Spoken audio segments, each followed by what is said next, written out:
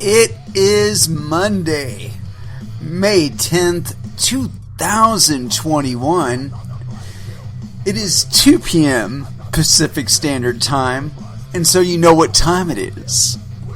It's time for a little bit of coin metal. And so far, it's been a no jujitsu, get your ass kicked at Jujitsu Monday, only because I have not yet been to class. I didn't do any classes this weekend just because, well, you know, I had shit I had to take care of.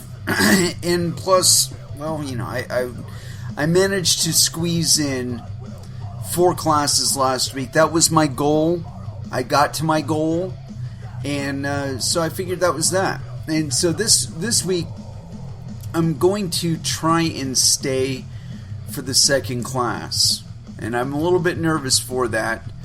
Only because so far, the entire time I've been training there, I haven't been doing very much sparring.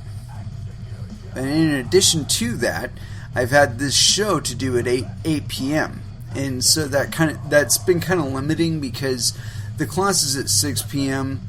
And so it's over at 7 p.m. And so I've got from 7 p.m. to 8 p.m. to get ready for the show, right? That includes driving home and all that business and taking a shower and all that. And so I kept thinking about it. It's like, you know, I need more time rolling. I have to have it. And I'm not getting enough of it in the class format that is taught at this school, so I need to alter my time schedule so that I'm able to get in more training. And so this is the solution to it. Whether or not it will work out, I don't know. But we're going to try it out today at least. And, you know, there's been a mild drop-off in the number of people watching or listening, but it's only because you guys didn't know it was happening. So there you go. Anyway, so yeah, we're gonna give this a try at least for today, if not for this week. And as a matter of fact, I'm probably going to do this at this time this week. And my apologies if that's discomfiting. You know, that you would rather be listening to this live at 8 p.m. Pacific Standard Time, because, you know, I kind of like that time slot. You know, I'm a bit of a night shifter, and so that I always envision this show as being something that would get somebody through that first 3 hours on an 8 to 10 hour shift, or 8 to 12 hour shift rather, and because those are tough. You know, they really are. And if you've ever worked evenings or nights rather, you know what I'm talking about, where it's like that first 2 hours you're either like fully engaged, or, you know, because of the type of work you're at, or those that's like a time period where you're like adjusting to the fact that, yes, I'm working during a time that I would normally be sleeping. I would be in bed right now. You know, I'd be playing with my significant other or something right now. You know, and it's one of those things where, like, at least for the first few months or whatever, when you're coming into a night shift, those first few hours are just it's like, man, I could be partying right now, 2 or 3 o'clock in the morning. You know for a fact there is some fucking rave going on. It's probably within 3 city blocks of the factory you're living in, or working in rather. And so it's it's one of those feelings. It's not normal, you know, for us to be working at that time, but somebody decided it was a really good idea to do 24-hour production cycles, and so here we are. But anyway, yeah, so like I said, doing some adjustments here, and wanting to get more into my training. For God's sake, man, I should be so much better by now at this no-gi business. But, you know, it's like, the fact of the matter is I find myself working the gi transitions. There's a series of transitions that you do when you're opposing your opponent, and I always tend to work them. It's like I like to start with people's feet. It's like grabbing right above the ankles or something like that, and lifting. If they've decided to start from a seated position, rather. I like grabbing their ankles, like either pinning them down or lifting them up or something like that. It's pretty cool. But I prefer going from the standing position because I do have some really good takedown defense when I'm practiced in it, and so and also taking down. I've got a few good takedowns that I really like to do. But anyway, I haven't been putting enough time into my jiu-jitsu, I don't think. And this is going to afford me the ability, because the people that I train with, fucking freaks. Class starts at 6. Some of those motherfuckers are staying until 9 o'clock. So, and they're not just doing it one day a week either. So, they just give you an idea of the kind of people that I'm rolling with here. And so I'm feeling the need to be trying to keep pace with them, or at least maybe catch up. And so yeah, as far as what I'm going to be doing, at least one class. And I will be trying to stay for as long as possible into the next class after that. And for all I know, that'll probably be all the way through. Because I'm kind of a determined guy. When I set my mind to something, that's pretty much that. Anyway, let's go ahead and throw down with some music. I know it's a little short on the preamble, but I don't have anything to communicate. I haven't done any jiu-jitsu, so that would normally occupy this period of time. I'm certain, though, as I go further into the week, I'll have something to communicate during this time period on Wednesday. So anyway, let's go ahead and figure out our first dance and throw it down like a white belt to the ground. But where to go? I haven't played this one in a really long time, but I like it. I like it a lot. And so here it is. Talk shit, get shot, first dance, here on Coin Metal.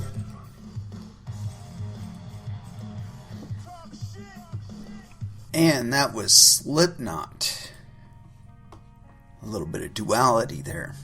Anywho, as far as what we're going to get into today, I got a whole bunch of stuff. Tied up in my tabs here in my browser. And I just want to start off by saying that this person that wrote this article used bullet points. And I hate bullet points. Just wanted to get that out of the way here. The first thing I got here is on CoinDesk. Craig Wright's multi-billion-dollar Bitcoin trial moves to year's end. This guy. It's by Sebastian Sinclair, so yes, penis. And it was authored on May 10th, 2021 at 1:39 a.m. PDT. A trial involving cryptocurrency entrepreneur Craig Wright and the estate of his former business partner has again been rescheduled, this time for November 1st.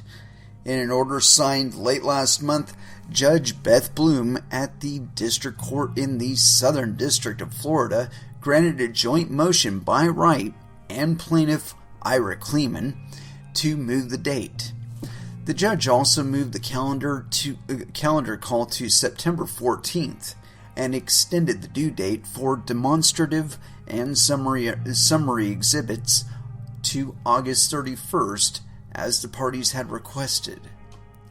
The status of the case will be discussed in a conference on Tuesday, according to the order. In September of last year, Wright attempted to prevent the case from going to a full trial by filing a motion seeking summary judgment. The motion was summarily denied by Judge Bloom. Since then, the trial date has been moved several times. Kleeman brought the case on behalf of the estate of his late brother David, who had worked with Wright during Bitcoin's early days. Yeah, whatever, not early.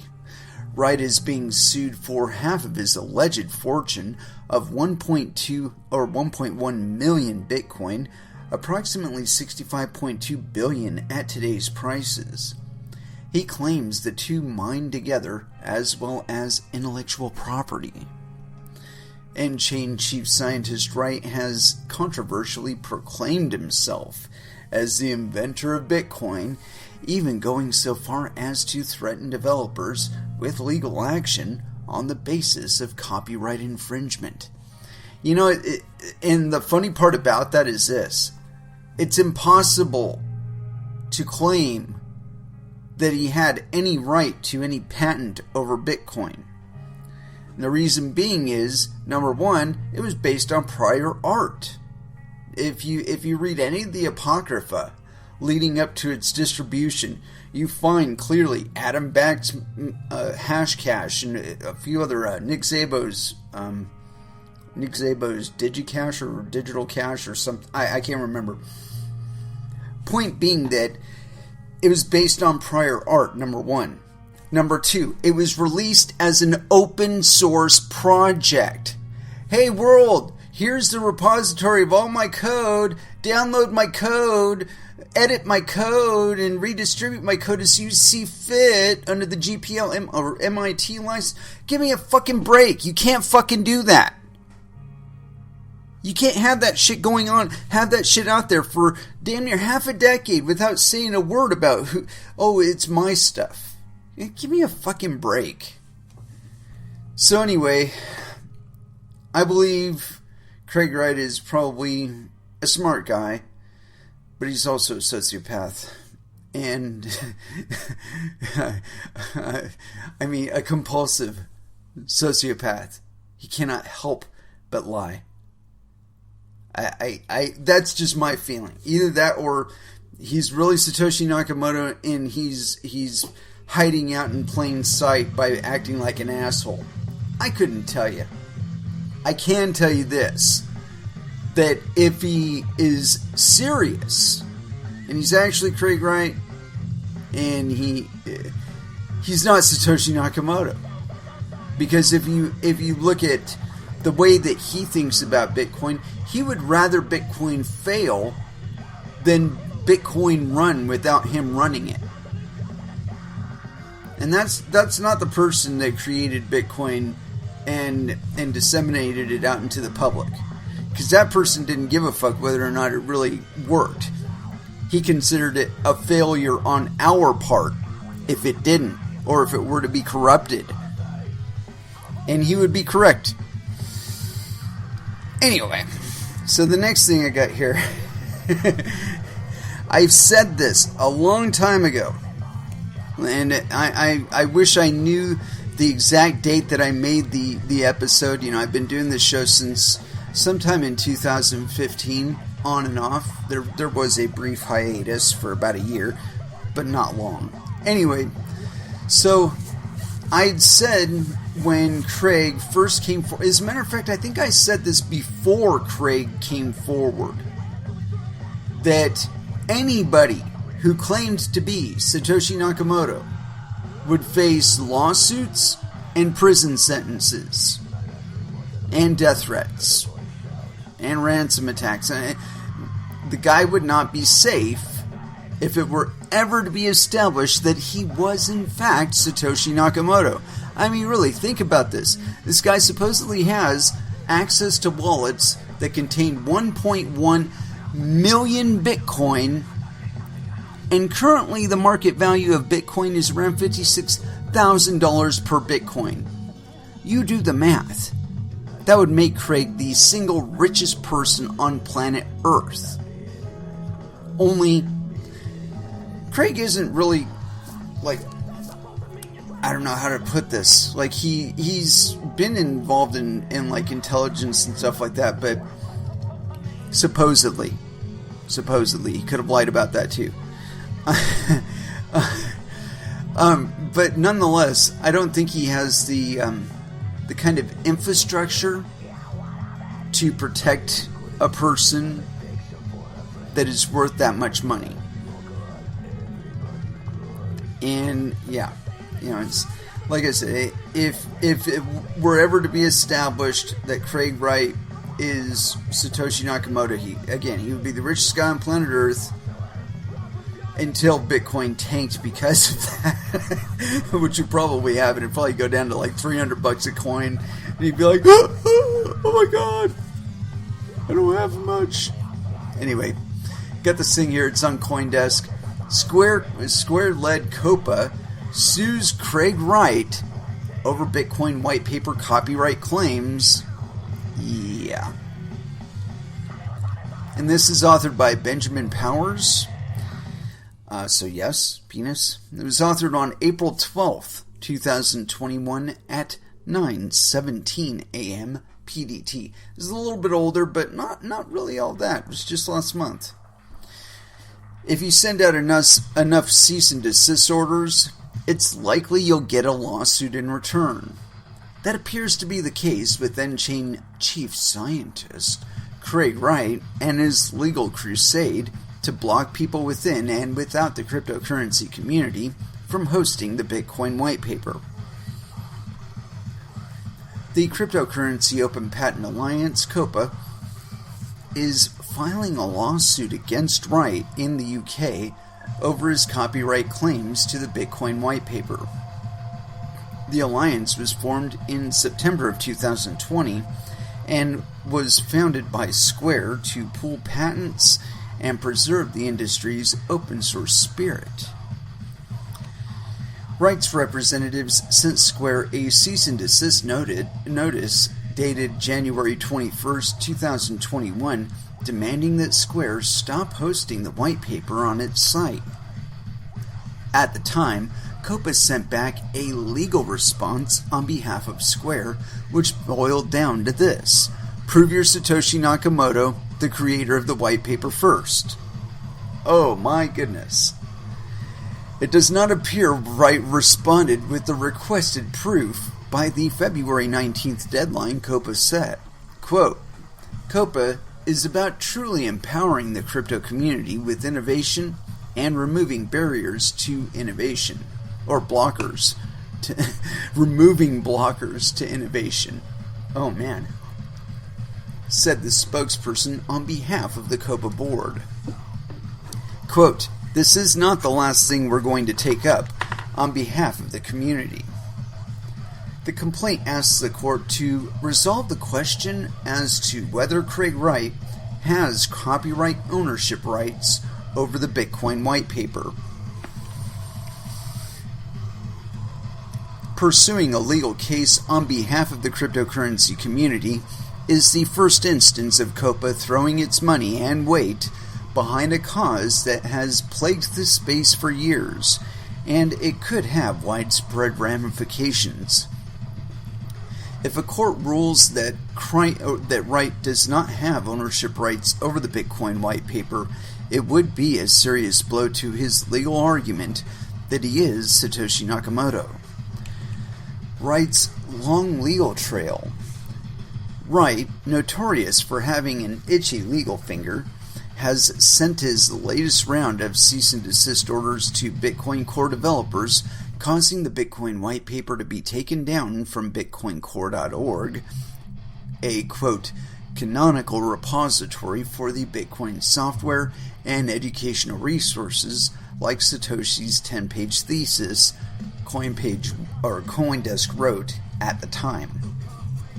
Regardless of whether they're accurate or not, legal claims take time, energy, and importantly, finances to contest. Copa is stepping in on behalf of the community to protect those small parties, particularly Bitcoin developers, who are essential to the community but don't have a ton of resources according to a spokesperson for the COPA board familiar with the matter. Beyond that, in late February, Wright also filed a lawsuit demanding Bitcoin developers give him access to stolen Mt. Gox funds. As CoinDesk reported at the time, quote, even though Bitcoin core contributors have no control over the network's wallets, Wright wants Bitcoin's developers to hand him the keys. Actually, they don't have the keys. There you go. Following Wright's initial filings against Bitcoin core developers, but prior to the paper being removed, a number of companies, including Square Crypto, crypto venture fund Paradigm, policy think tank Coin Center, and Facebook stablecoin subsidiary Novi, among others, decided to host it themselves. The action was meant to be a sign of solidarity. The letter accompanying COPA's response laid out a number of simple questions for Wright's representatives to answer regarding his claims. These include the general basis of the claim, where he was when he wrote the white paper, what dates he wrote it, and what copyright laws apply, among a number of others. Wright has a long legal paper trail of using the law to try to silence his critics, and even filed a copyright claim in May of 2019 with the U.S. Copyright Office over the original Bitcoin code and the Satoshi white paper. None of his legal attempts to assert that he is Bitcoin creator Satoshi Nakamoto have been successful. The new COPA board. The board of COPA, which helps determine the organization's actions and will guide the course of the lawsuit, is also being updated. Ultimately, COPA will have a 9-person board representative of the entire community, with 3 spots reserved for independent members.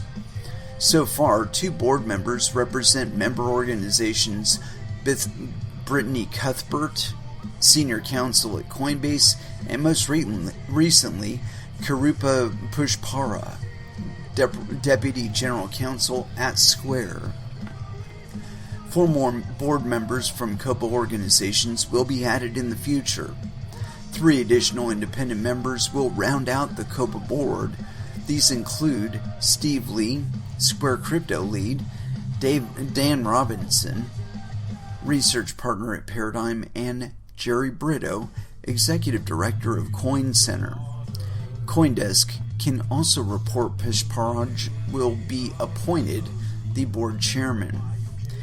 Yeah, that's really interesting, because the thing is that nobody asked them to create this organization. Nobody asked them to represent the cryptocurrency community.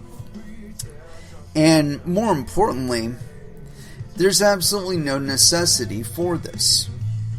You know, I mean, it's cool that it's happening. I mean, basically, it's Jack Dorsey throwing a bunch of money at this venture. But the thing is this, that regarding the outcome of this trial, there's an expectation that whatever resolution is met, that somehow or another the rest of the market, the rest of the cryptocurrency community, is going to abide somehow according to the terms that are established in the trial, in the precedent of the trial. And you see, the thing is this, it's not the court's position. It's not their, it's not within their purview, I should say, or authority, to determine for you whether or not Craig Wright is the creator of Bitcoin or anything about Bitcoin. It's not theirs. It belongs to the people, such as you and such as me. So, you know, I mean, to me it's sad that anybody would feel the necessity to acknowledge this nit. I mean, it takes money to even establish that you have a case.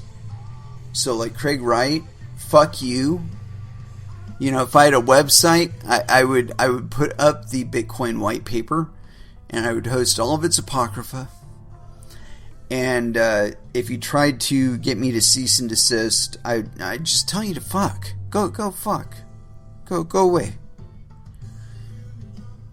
I mean, you would literally have to get like soldiers or cops or some shit to like capture me, to drag me to court, to acknowledge that you're a human being. I mean, because like literally that is the only thing that I would acknowledge about you.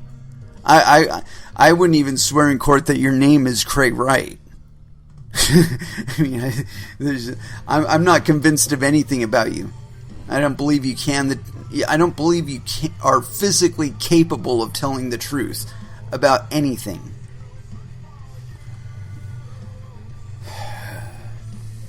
So yeah, I think they're acknowledging a crazy person, and in doing so, they're doing greater damage than anything.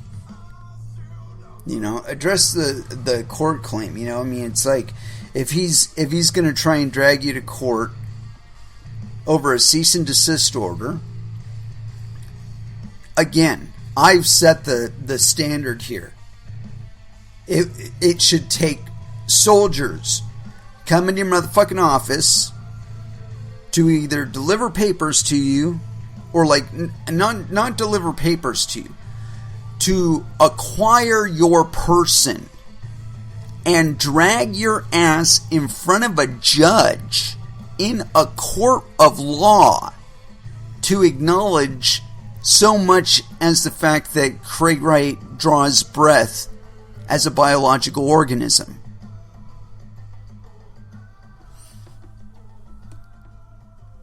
I mean, if you're not willing to be that ballsy about it, then just get the fuck out of crypto, man. I mean, really. It should take force of law. It should take actual force to get you to acknowledge anything this man says.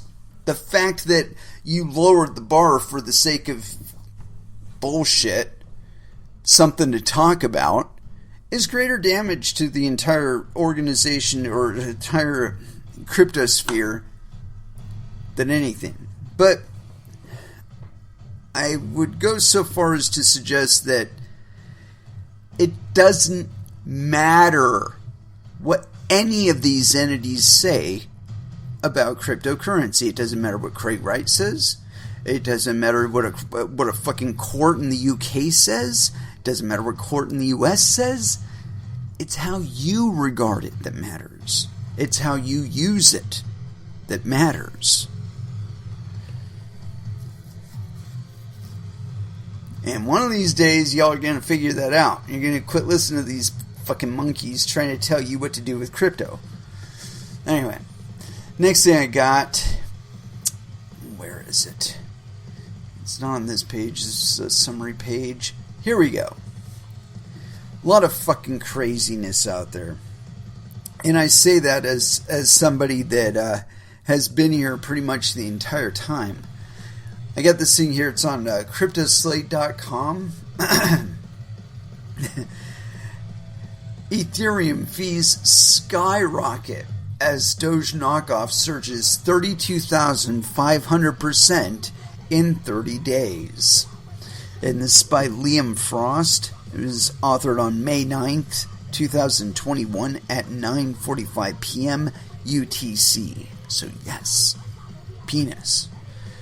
The price of Shiba Inu, SHIB, is previously obscure token created to ape Dogecoin's Doge success. It has surged by an astounding 32,500% over the past 30 days, resulting in a trading craze that congested Ethereum's blockchain and pushed transaction fees to prohibitively high levels yesterday. According to Etherscan, average ETH fees amounted to roughly $9 at press time. To transfer ERC20 tokens, the vast majority of assets on the blockchain that are not ETH, users have to pay will have to pay $28 in fees on average. Meanwhile, the cost of a token swap on decentralized exchange Uniswap skyrocketed to about $260 at one point yesterday. Holy crap. Flavor of the month. One of the main factors contributing to Ethereum's congestion could very well be the massive trading volume of SHIB, crypto analyst Larry Cermak pointed out. Quote, "Aw shit, here we go again," Cermak tweeted in response to rising transaction fees, adding, quote, "Is the SHIB token causing this? Seeing that pop up a lot of high gas transactions. The fuck is it?" It could have something to do with the fact that Ethereum is trading at $4,000 right now, but, call me crazy. Quote, looks like some TikTok influencer Smoothbrain is shilling it, and it's causing gas to spike. No fucking idea now, and why it has $1 billion of volume on Uniswap today, he added.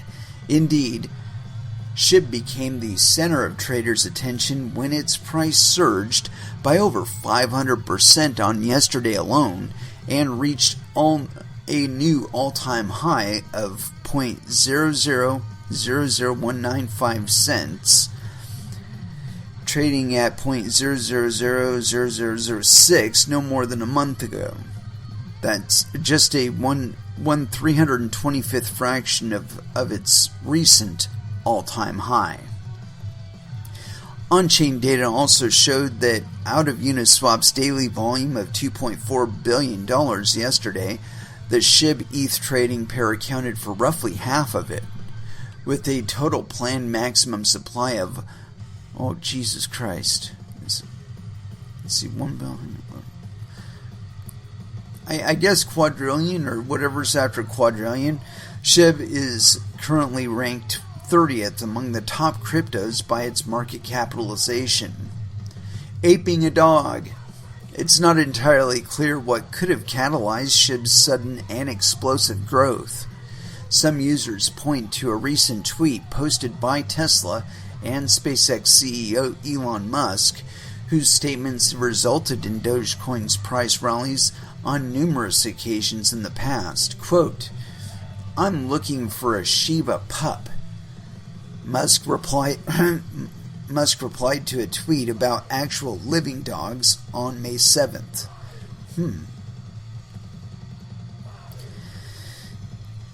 Almost immediately, numerous SHIB-themed accounts popped up on Musk's tweet as a pack of rabid dogs trying to pump the coin by putting words into the Doge father's mouth. While some users pointed out that it looked like a, quote, cheap attempt to pump some shitcoin, the resulting bull run has yet again demonstrated how gullible a lot of people actually are. Notably, the developers of SHIB are also pompously touting their new token as a Dogecoin killer on the project's website. Quote, "SHIB token allows users to hold billions or even trillions of them. Nicknamed the Dogecoin killer, this ERC20 only token can remain well under a penny and still outpace Dogecoin in a small amount of time, relatively speaking," SHIB developers stated. Meanwhile, Musk acknowledged that even Dogecoin itself is a, quote, hustle during his Saturday Night Live appearance yesterday, causing a 30% decrease in Dogecoin's price.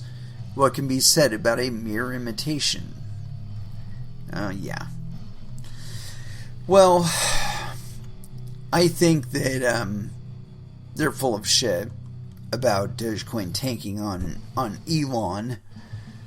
I think that if you look at that Space Needle and you just keep in mind your Newton, you understand that what go up come back down again. You know? I mean, it's not a mystery.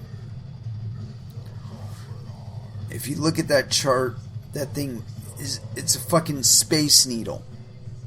You know, if you look at it on a 1-day chart, it's a space needle going like extra orbital and shit.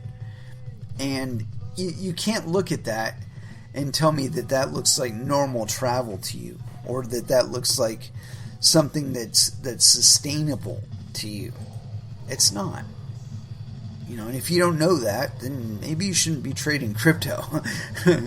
I mean, I'm looking at the chart right now, and to me, if you put it on the 1 day and you scrunch it up as tight as you can and start looking like from the 2021 mark forward, the last spike that we went through, it looks like normal travel according to the smaller spike just below it. Like if you start at 2021 and you go to March, you see that there's a nice little spike, nice little pattern there, right?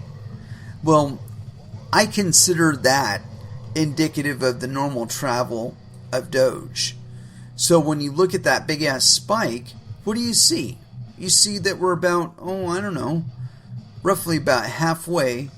Actually, we're just on the other side of the halfway point of this movement, of the action part of the movement.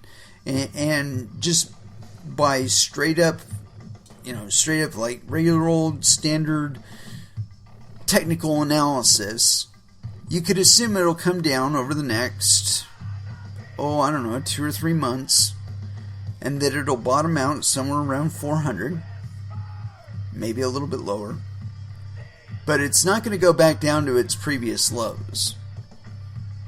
And I would anticipate that it'll probably go through this movement again, and it'll probably go even higher in a much shorter interval period of time. Like, because if you look at the time it took for it to go through its last little movement like that, and then to go through it again, you can see, man, there's this long pulse when these little movements were just a couple little Satoshi movements. You know, they weren't like hundreds and thousands of fucking Satoshis, right? And the duration that it bumbled around like that started from like 2019 and spanned all the way to now, roughly January 26th. That's when it started its upward trend. But now if you look at that same flat kind of part of the movement, you can see that it's really short between the last time and this time. So either it's part of the same movement, which judging by the previous track record through this, I would assume it's likely that it'll be going through more volatility like this in the future. But I mean, I predicted that it was going to go through a phase strip. I just didn't see this one coming. I didn't see it going all the way up past 1,000 Satoshis. That's maniacal. But I would anticipate that it'll continue going down, and there might be a little spike here and there, but it will eventually get back down into that like 200 to 400 Satoshi span is where I'm expecting it to kind of bottom out. But again, it'll go down there, and it's only going to stay there for a very short period of time. You know, like I said, the last pulse, very long, years long. This last pulse that just happened was months long. I would expect that the next pulse is probably going to only be weeks long, if only days long, before it jumps up again. So don't despair. You know, if you're in the hole on Doge, you might even want to hold it and just, say you're not as experienced as you would like to be at this. And you don't want to risk fucking selling it and then not being able to get back in at this price because I'm full of shit or whatever. And again, this isn't investment advice. I'm just looking at it and I'm thinking, if these are my coins, I haven't been trading Doge for months, or I don't know, at least about a month. But it was because I fucking cashed out too early and I should have held on to it. I really didn't anticipate it going up this hard. But yeah, so Dogecoin is going to be really interesting.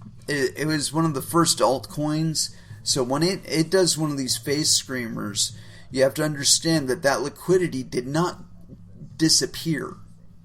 If anything, it'll increase. Like the amount of new people coming on and that volume still existing. I guarantee you about 80% of that liquidity is still floating around the markets. It's not in Doge right now. It's somewhere else. But that interest in investing hasn't gone away, and they haven't taken that money off of the fucking table. You know, they got it buried up ESAS or something like that right now. But the point being is that money is still floating around crypto. It is not cycled back out of crypto. Not all of it. Or I would imagine only a tiny fraction of it actually has been cashed out at this point. Because from everything I can see, I think we are headed into a alt season, the likes of which we've only seen at the very, very beginning. Not even on a lot of the charts here. I mean, when you're looking at charts on some of these exchanges, a few of these exchanges didn't even exist back then.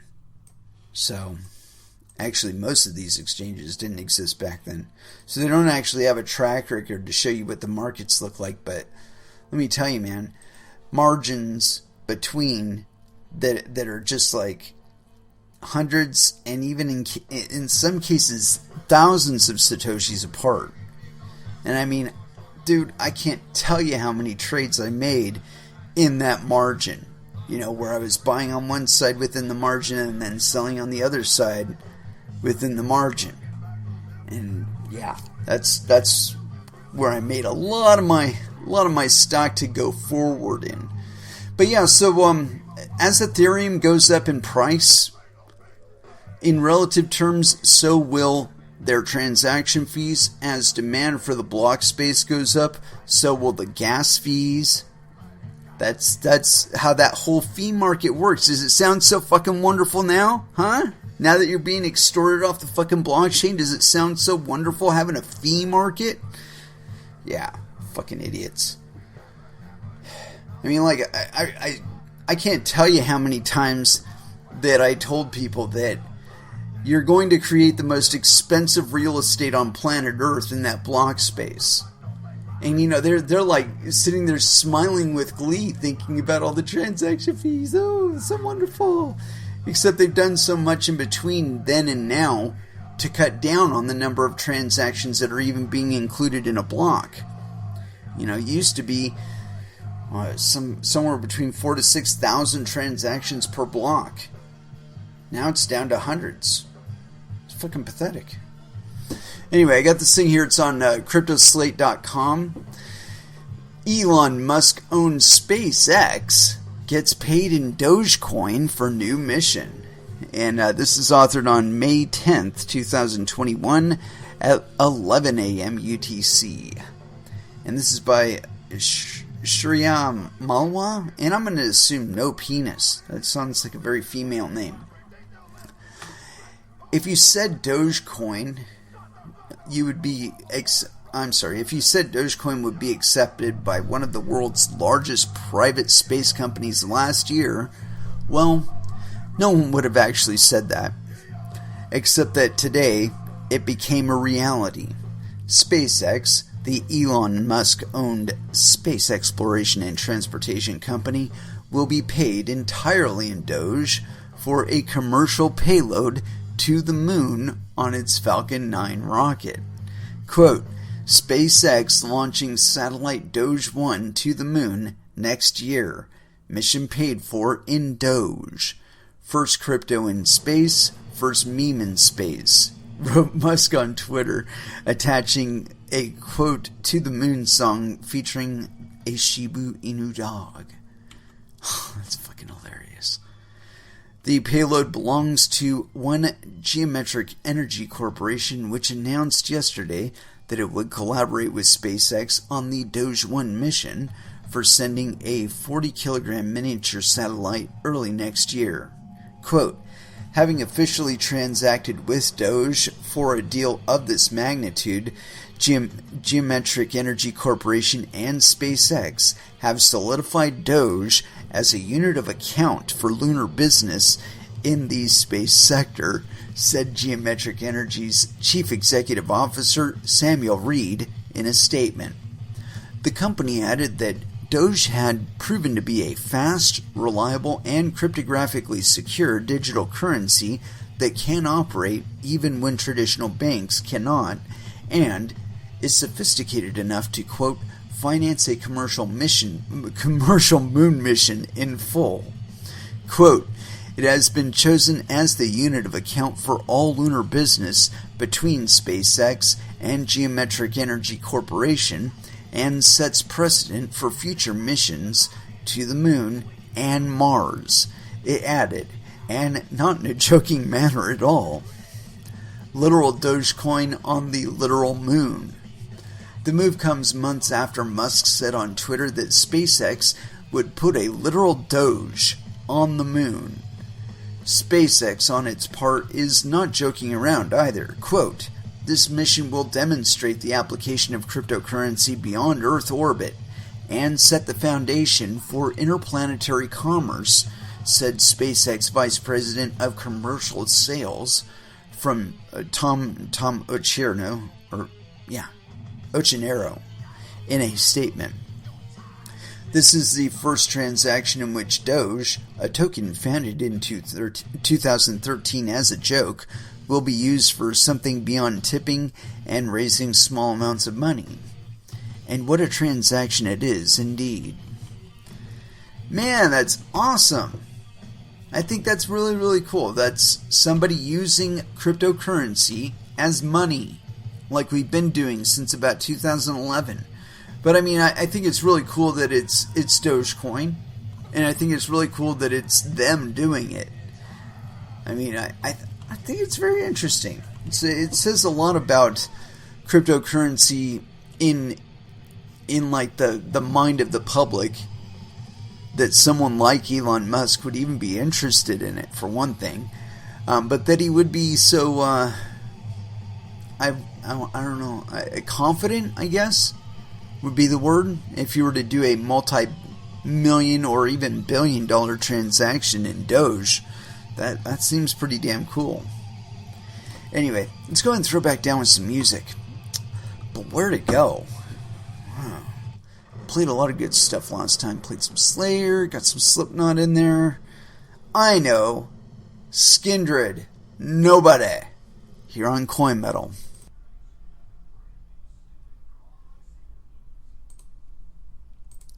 And that was Clutch with Escape from the Prison Planet.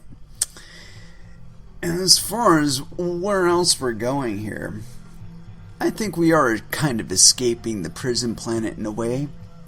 I got this thing here, it's on cryptoslate.com. Swiss bank UBS ponders offering Bitcoin investments to wealthy clients. And this is by Liam Frost. It was authored on May 10th, 2021 at 12:49 p.m. UTC. So yes, penis. Major Swiss investment banking company UBS is currently in the, quote, early stages of planning to offer its rich clients some options to invest in cryptocurrencies, knowledgeable sources told Bloomberg today. At the moment, it is unclear what crypto investment instruments UBS is exploring, as the firm eyes several alternatives, sources told the outlet. However, they added that it has already been decided that any potential crypto-related services will only be offered to very rich clients. Thanks to this, any investment offering that UBS could roll out will amount to only a fraction of its clients' wealth. In no small part, this is dictated by the risks and high volatility usually associated with cryptocurrencies, sources explained. Additionally, UBS is also exploring the possibility of offering its clients an option to invest in digital assets via third-party investment vehicles. Quote, "We are monitoring the developments in the field of digital assets closely. Importantly, we are most interested in the technology which underpins digital assets, namely digital distributed ledger technology," UBS said in a statement earlier. Yeah, I'm sure they really like centralized mono coins that they tend. Anyway, continuing. More institutions adopt crypto. As Crypto Slate reported, John Dalby, who worked at UBS for over 2 decades, most recently as the Chief Financial Officer of UBS Americas, recently went to work full-time on cryptocurrencies at financial services firm New York Digital Investment Group. Quote, "Every day more industries come to understand Bitcoin's potential and more clients seek ways to safely access it. Personally, I share NYDIG's vision for Bitcoin's ability to propel economic empowerment for all.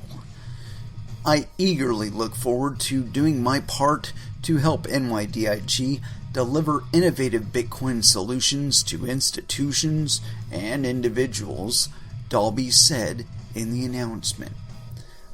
I don't understand how that's supposed to work. I mean, if a company can understand Bitcoin and can understand its utility and how to use it and how it's best used and whatnot, why would they be looking to a third-party entity to handle it for them? See, that to me just says they understand it's the new shiny and people are throwing money at it irrationally already, so they should throw some of theirs at it too. Continuing. Other major financial institutions are gradually catching up to the crypto industry as well. Just last week, American investment bank Goldman Sachs launched its own cryptocurrency trading team after claiming that cryptocurrencies are, quote, "not an asset class" last year. Oh my God. These fucking people are stupid. Liam, you need to do more study, mon frere, because Goldman Sachs has their own fucking cryptocurrencies and has been up to their ass in crypto since about 2013, 2014. Fucking shit. In another instance, Morgan Stanley announced its plans to launch 3 Bitcoin-focused funds in mid-March. The bank has later stepped up its crypto game even further by approving Bitcoin investments for a dozen more funds. Yeah, dude, you are like behind the times. JP Morgan, although I don't know their association with Morgan Stanley, or if they're two the same, or if they're kind of par, I don't know. Anyway, point being that all these entities have been involved in the crypto space, at least on the financing end, since, like I said, somewhere between 2013 and 2015, most of these entities took their first pokes at crypto. Goldman Sachs, though, has been probably the top out of all of them to be throwing their hat into the ring. So much so that you'll find USDC on several different DeFi exchanges, that people are using USDC as a proxy, or at least synthetic USDC. I'm assuming somewhere along the way these are backed by USDC, which are supposedly backed by US dollars. But the in-between there's at least one entity in between there, and that's Circle, that's between USDC and Goldman Sachs. But Goldman Sachs owns Circle, so it might as well be Goldman Sachs coin. All right, we could just stop fantasizing about it and just say Goldman Sachs coin. Okay, that's pretty much what it is. So that gives you an idea, though. These people are heavily involved in this shit. They've always been involved in it. To fantasize that we live in some sort of glass tent. They're like, nobody's coming in, none of the bankers are here, none of the regulators are here. You jerk yourself off all you want with that thought. It's not true. They're your next door neighbor. They're the guy you talk to on Telegram about your project. Fucking shit. It's their business to be involved. And they'll make themselves clear, like, who is involved with who, and who works for who, and whose money is involved. Because they always got the same favors to ask you. Can you control the transactions for us? Anyway, got this thing on here. It's on CoinDesk.com. MakerDAO on collision course with banking regulators. That's hilarious. And this is by JP Koning. So yes, penis. This is authored May 10th, 2021 at 8:09 a.m. PDT. It's a shots fired moment for decentralized finance, or DeFi. MakerDAO, a decentralized bank and one of the cornerstones of DeFi, made its first, quote, real-world loan last month. It is lending to Americans who want to fix and flip residential real estate. If old-school bankers weren't aware of decentralized banks before, Maker's new foray changes that. Maker is now treading the same hunting grounds as not only banking behemoths such as Wells Fargo, but also A+ Federal Credit Union of Austin and thousands of other credit unions. JP Koning, a CoinDesk columnist, worked as an equity researcher at Canadian brokerage firm and a financial writer at a large Canadian bank. He runs the popular Moneyness blog. Yeah, I've never read it. No business is more regulated than banking. As long as MakerDAO confined itself to the blockchain sector, bank regulators such as the Federal Reserve could stay unaware. They can't now. Decentralized banking equals centralized banking. Wells Fargo, A+ Federal Credit Union, and MakerDAO are all engaged in the magical business of banking. That is, they each create deposits out of nothing and lend them out. In Wells Fargo and A+'s case, dollar-denominated deposits are instantiated on centralized ledgers and then lent out to customers. MakerDAO does things a little bit differently. It spins up dollar-denominated deposits, known as DAI, on a decentralized ledger, the Ethereum blockchain, and then lends them using smart contracts. But, apart from the little details of how the deposits get stored and managed, all three institutions are in the exact same business: banking. Create a dollar, lend it, repeat. Since its inception, Maker has provided banking services to a particular set of clients, pseudonymous cryptocurrency speculators. A typical MakerDAO borrower is a gung-ho crypto fan who already invested in Ether and wants even more exposure. No credit checks or personal references required by Maker. The borrower need only submit their Ether tokens to the Maker protocol as collateral, upon which a loan of fresh DAI is automatically issued. The speculator uses borrowed DAI to buy additional Ether. Like any bank, MakerDAO manages credit risk by controlling the amount of collateral that clients must submit. If a loan is about to go bad, Maker can protect itself by seizing the collateral, whether that be Ether or wrapped Bitcoin or any other crypto asset on its permissible list. Neither Wells Fargo nor A+ FCU would ever dream of lending to pseudonymous coin speculators, and so Maker has never landed on those traditional banks' competitive radar screens. U.S. banking regulators have been mostly oblivious, too. No need to supervise some strange blockchainy thing that lends to an invisible and amorphous online client base.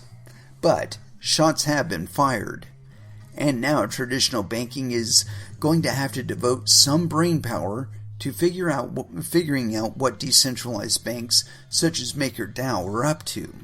Here's a quick explanation. Anatomy of a decentralized loan to meet space. Last month, MakerDAO created and lent around $500,000 worth of DAI to fund, quote, fix and flip U.S. residential properties. A homeowner applies for a mortgage, uses the borrowed funds to improve the house, sells it, and pays the loan back. New Silver, an originator of real estate loans, set up a special purpose vehicle, SPV, which holds title to the fix and flip loans. Technology from Centrifuge, a fintech, dices the loans into senior and junior tranches and encodes the securities as non-fungible tokens on Ethereum. New Silver keeps the junior, riskier tranche for itself and submits the senior tranche to Maker as collateral in return for fresh DAI financing. The fix and flip loans can be monitored here. Gives us a place for it. Shorter story, we made some loans to house flippers, and our banker, MakerDAO, is financing them. It's hard to miss the irony. Cryptocurrencies such as Bitcoin and Ethereum emerged in response to the 2008 residential mortgage implosion.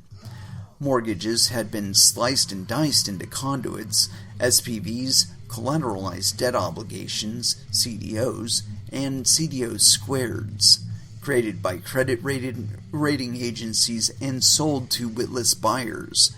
And now, 13 years later, MakerDAO is tinkering the senior tranche of an SPV securitized residential mortgage portfolio. Wells Fargo, A+ FCU, and other traditional banks will be furious when they find out they have invested significant amounts of money into chartering and compliance. With no regulatory costs, MakerDAO can probably undercut them by offering fix and flip financing at a lower interest rate. MakerDAO isn't standing still. It is targeting $300 million in real-world loans by the end of this year. They're going to be doing it before then. There is talk of freight invoice lending, financing of U.S. farm properties, and loans to solar facilities. Expect more blockchain-based banks to start copying Maker. It's really going to depend on what effect that has on actual payment and settlement. Continuing. With all this growth, decentralized banks are destined to collide with real-world bank regulators. What will this collision look like? It'll look like it does now, with regulated entities continuing to lose business to decentralized, unregulated entities. And it won't matter if they're crypto participating or not. If they are paying the regulation, if they are paying the fees, if they're complying with the regulations and storing tons of information and having somebody monitor that shit and manage it for them, if those things are true, it's not going to be any different than it is now, except they're going to continue losing money because we don't have to store shit. We don't have to get licensed in order to participate. We don't have to be certified or accredited. You just got to put up money. Continuing. DeFi not so censorship resistant. Only if you're using a third party. Continuing. The U.S. has a bewildering system of banking regulation. The Federal Reserve, Federal Deposit Insurance Corp., and the Office of the Comptroller of the Currency, OCC, are all involved in regulating banks, as are more than 50 state financial departments. Credit unions are regulated by the National Credit Union Administration. One of these, perhaps a state financial department like New York State Department of Financial Services, the NYDFS, is likely to send a notification to blockchain-based banks. If they want to provide banking services in the U.S. meat space, the notice will say they must get banking charters and submit to regulatory supervision, and they're going to get a big fuck you. America's bank regulation probably won't fix MakerDAO very well. It's designed for 20th century banks with physical locations and loan officers, not banks that are built on a layer of automated smart contracts. Perhaps lawmakers will devise a special blockchain bank charter, but that will take time, engagement, and patience, and it won't stop people from doing what the fuck they were going to do anyway. DeFi enthusiasts often laugh at the talk of regulation. Any bank regulator that attempts to exercise authority over the collection of smart contracts and stakeholders that calls itself MakerDAO will inevitably fail, they say. The whole point of being on a decentralized protocol, after all, is to avoid being controlled. That's right. Somebody fucking gets it. And there is certainly some truth to that. But even if a bank is decentralized enough to ignore a government order to get a bank charter, there's a good chance it would comply anyway. No, there isn't any chance. As I said, there are costs associated with compliance. And as I think it was either remarked in this article or another, most people involved in cryptocurrencies don't have traditional finances. And so the motivation to use decentralized finance is already there, because it offers them no barrier to entry, where the fiat systems are willing to throw all kinds of barriers of entry up. You know, in this space, your next door neighbor's kid is as powerful as the NYDFS. You are as powerful as the NYDFS. It's only a matter of whether or not you want to exercise that power, because with it comes responsibility. You know, it's not just getting rich, it's staying rich. You know, if you do something and it makes you a lot of money, but there came with it expectations and responsibilities that you, even at the first, were unwilling and unable to provide, you are not going to stay rich. Especially if you made promises, because then you're going to get fucking sued. They're going to take it all away. Anyway, continuing. Let's see here. Where are we? Refuse and MakerDAO would be operating illegally. No more fix and flips. It would have to retreat back to censorship-resistant safety of the blockchain and its relatively small clientele of pseudonymous cryptocurrency speculators. Submitting to regulation means a ticket to the biggest market in the world, mainstream America. Actually, no, that's not what it means at all. It just means regulated. It just means regulated. It means you have to play by somebody else's rules. And the whole point of creating your own fucking assets is so that you're running them, not so that somebody else is running them. You know, there is also the matter of responsibility on the part of the investor. You know, if you do engage in something and you're completely incapable of holding up your end, and people throw money at you anyway, it's their fucking fault. It's not your fault. It's not the fault of the regulator that they didn't recognize what you were doing. It's the fault of the person that threw the money. Especially if they were investing more than they could actually afford. That is their fault. It's not yours. Continuing. Let's see here. Submitting to regulation means a ticket to the bank. Yeah, bullshit. Other big DeFi applications, such as decentralized exchange Uniswap or lending market Compound, may soon face the same sort of difficult choice as MakerDAO. They can either stay safely rooted in their rules-free financial zone or get more real-world relevance, but at the price of regulation. Financial regulation is often criticized. It adds costs. It forces financial institutions to cut off unprofitable customers. It favors incumbents, the very thing this was meant to disrupt, incumbency. It reduces innovation. Much of that is true, yes. On the other hand, regulation emerges through a democratic process. No, it doesn't. No, it doesn't. It emerges through the banks saying, look, you vote the way we want you to, or we're not going to finance you anymore.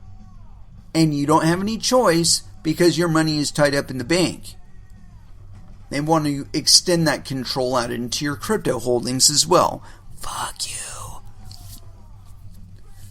On the other hand, regulation emerges through democratic process. Bullshit.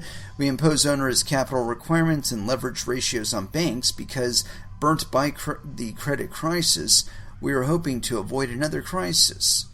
Banks that use decentralization as a means for evading rules are acting undemocratically. Who fucking gives a fuck?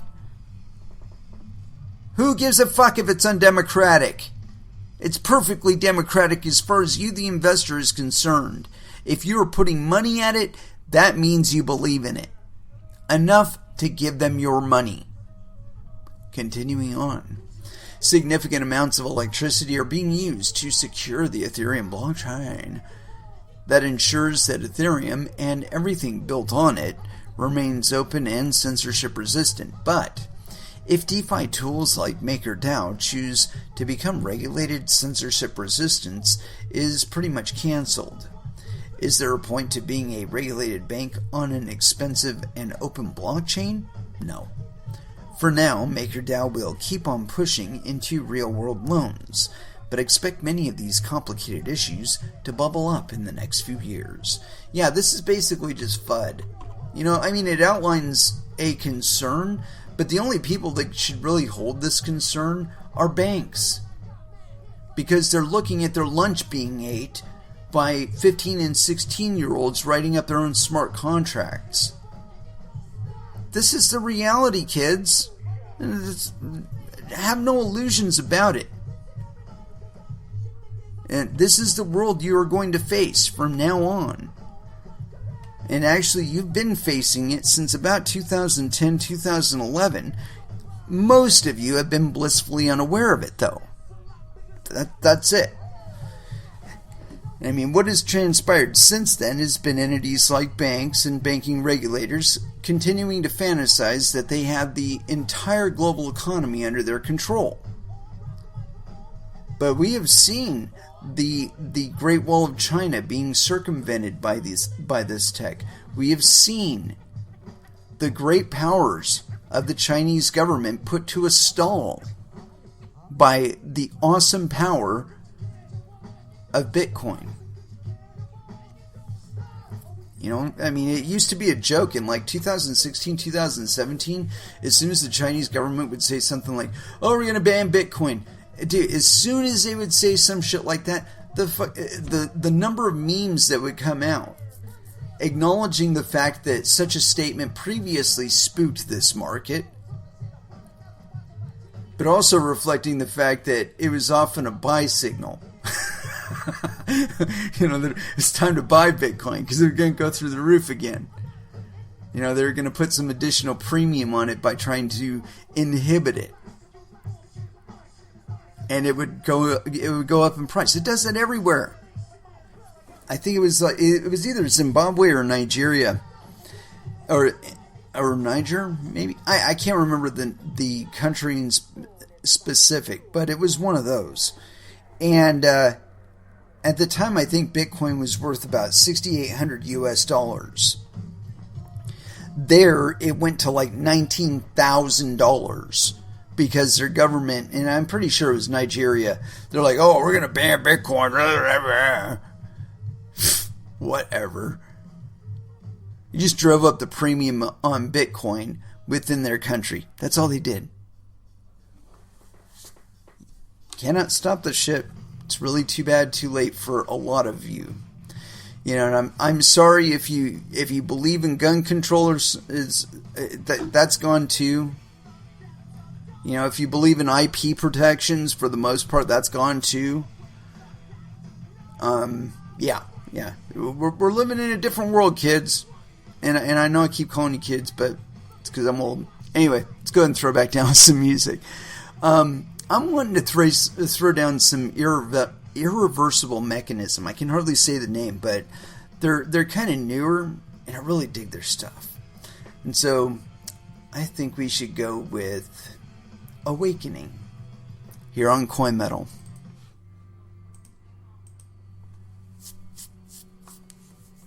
And that was Pantera with A New Level. And it is with that I'd like to bring this episode to a close.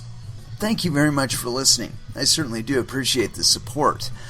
We will be back again on Wednesday, and I think this 2 to 5 p.m. slot might actually work out well for us. It seems so far for this show to be doing okay, but we'll see how it turns out. Anyway, as far as our last dance, I have not picked anything out. Typical, right? But we will find one. I'm kind of scrounging for one now. Let's see, how much time do we got left? About that? Man, we got a lot of time left. So I could put a really long one in there if I really wanted to, but I don't think I want to do that. Well, we could go with some Death Clock, maybe? Well, here we go. I think we got just enough time, actually a little bit too much time, but it's not going to hurt anybody's feelings.